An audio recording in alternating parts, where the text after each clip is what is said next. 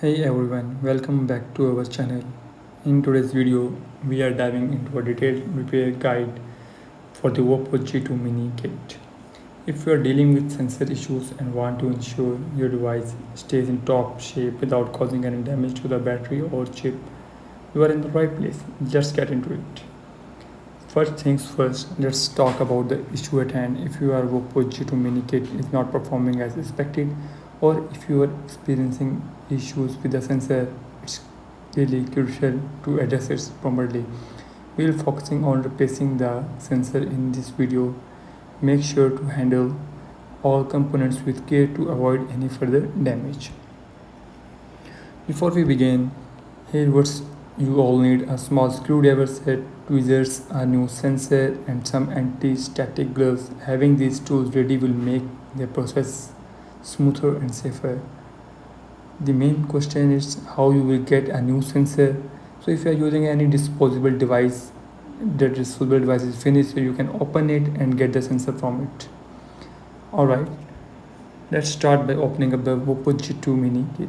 Gently unscrew the screws on the back panel using your small screwdriver. Carefully lift off the back panel. Be sure to keep track of them as you will need them to assemble the device later. Be cautious where there are delicate components inside. Make sure not to apply too much force. Now locate the sensor that needs to be replaced. It's usually connected by a small ribbon cable. Use your tweezers to gently disconnect this cable. Be very gently to avoid damaging any other parts. Next, carefully remove the old sensor from its place.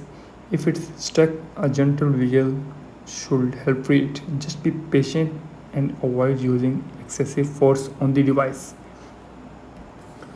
With the old sensor, it's time to install the new one. Position the new sensor in place and reconnect with the ribbon cable. Make sure everything is securely connected. Now, put the back panel back on the device and screw it in place. Double check that all screws are tightened properly, but don't negotiate or tighten them.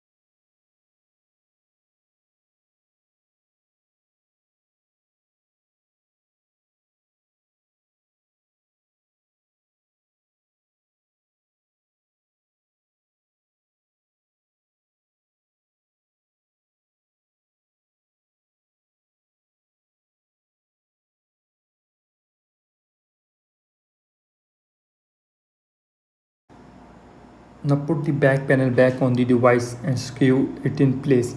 Double check that all screws are tightened properly, but don't negotiate or tightening them.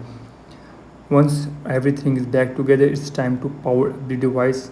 Although we can't show the device starting up due to YouTube policy, we assure that if you have followed these steps carefully, your Voopoo G2 mini device should be working as good as new. In our videos, we strive to deliver the best content possible even when we face technical challenges. Sometimes we go to great lengths like risking device damage just to resolve issues and provide you with valuable content. If you subscribe to our channel, it will not only motivate us but also help us ensure regular uploads and keep improving our efforts. Your support means a lot to us. Thank you so much, means really a lot. Don't forget to hit that like button and subscribe for more repair tips and tutorials. Thanks for watching.